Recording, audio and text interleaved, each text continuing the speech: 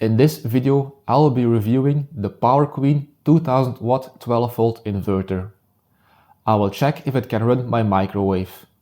I will also check if it reaches the 2000 watts it's rated for. And at the end of the video, I will share a wiring diagram with wire and fuse sizes. Let's take a look around the inverter first. At this side of the inverter, you have the two fans, and here is a 12V DC in terminals. They come with M6 lugs. On the other side, we have two AC out plugs, an AC out distribution, a remote control, two USBs and an on-off switch. The remote control is this box.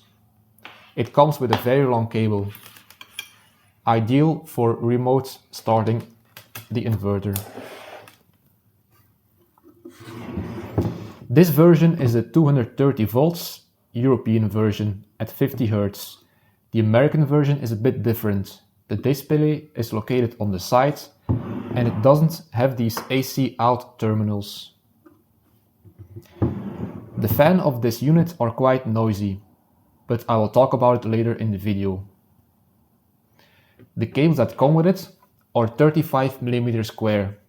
I don't recommend using these cables, as you will soon learn in the wiring diagram. This inverter looks very similar to the LiTime inverter. They would be made in the same factory, and maybe they're even the same company with different brands. At the time of this review, the inverter will set you back $160 in the US.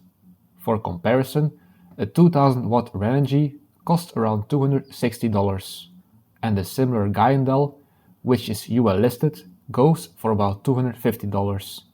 So if you're on a budget, this could be a solid option. By the way, would you like a video explaining ETL and UL listings? Let me know in the comments. Let us check the idle power consumption.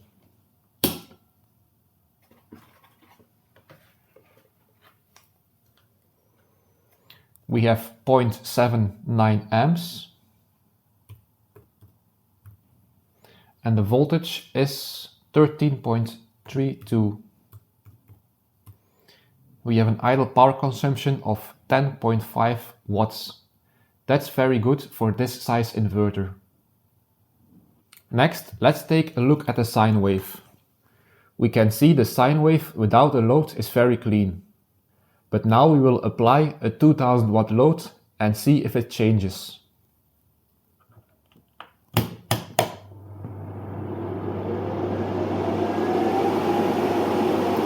Still remains very stable and clean, so that's good.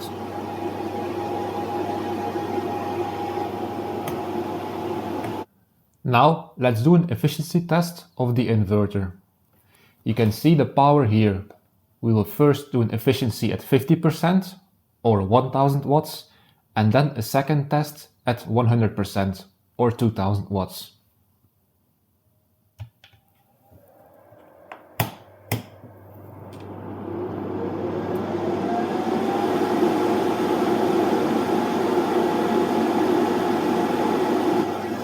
We have an input of 12.81 volts and the current 94.55, which equals 1211 watts. The output is 1088, which makes it 89% efficient. Let's now repeat it for a 2000W load.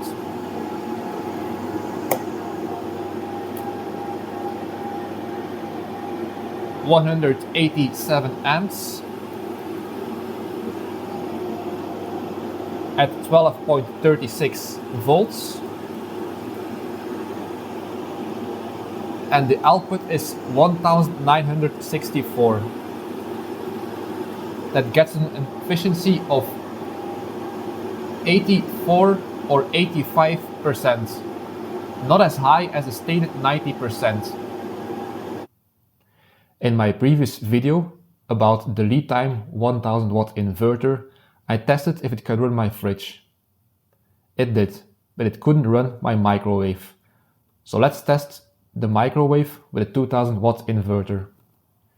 The microwave is rated at 1150 watts. So let's test if it can run it.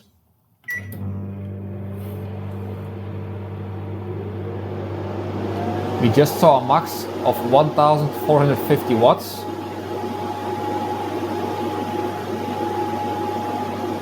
The sine wave is still quite clean.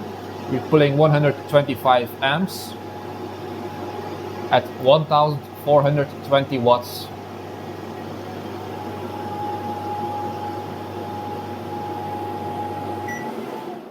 So I would consider this test to be successful. Next, let's test the 2000 watts it's rated for. These two space heaters put out a little bit more than 2000 watts. And if the inverter can pull it, I will turn on the heat gun and see how long it can handle a surge.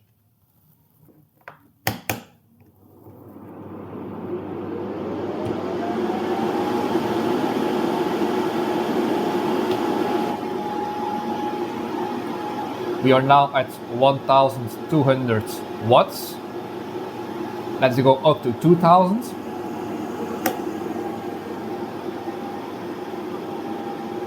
We just reached the 2000 watts. I tested this before and the inverter can handle this load for quite a while. So now let's test the surge capability of the inverter. I don't expect it to last very long. And there you go. The most I saw on the watt meter was 2200 watts. So I would say this inverter doesn't actually have a surge capacity, which is the same for all the high frequency inverters out there that I've tested so far. A downside is that the inverter is quite noisy. I put a space heater under the table and it will draw 800 watts of load and the fans will start to kick in. And then you can hear how loud the fans are.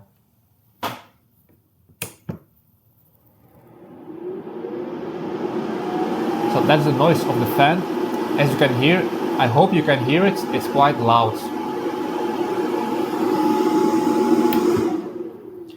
I also ran a test with a 500 watt load and the fans don't kick in after 30 minutes. So if you run small loads, about 25% of the rated power, then you won't hear the fans. The inverter has a small sound to it. When you're quite close, you can hear it. I will put the microphone next to the inverter.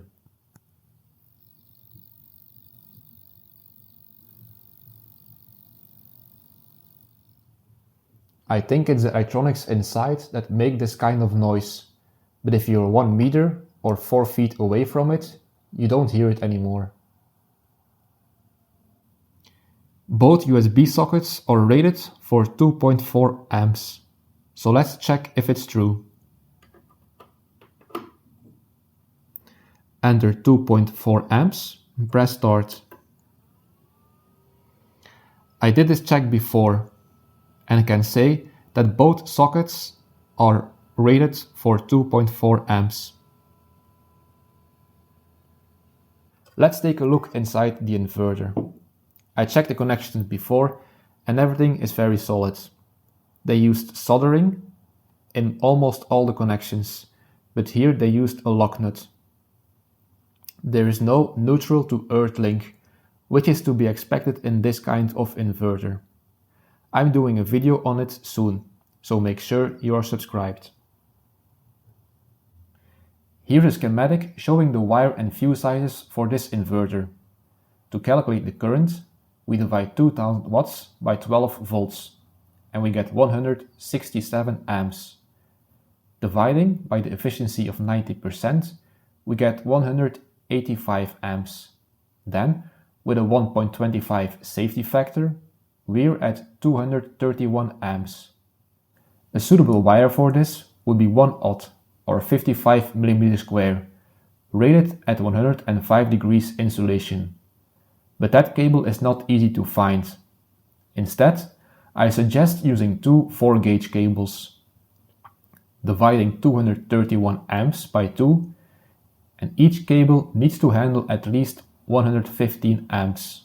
A 4-gauge cable can carry 150 amps, so two of them gives a total capacity of 300 amps. And for a fuse, you would want something between 231 amps, which is the max current, and 300 amps, which is the max current of the wire. A 250 amp mega fuse is ideal.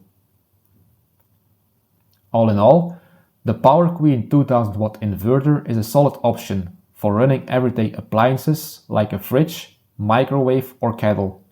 At just $159 at the time of making this video, it's a great deal. If you're considering one, I would say grab it now, because the price might go up soon. If you want to support the channel, you can purchase the inverter through the link in the description, which helps me create more videos like this. Let me know in the comments what inverter you would like me to review next. Thanks for watching, and I will see you in the next one.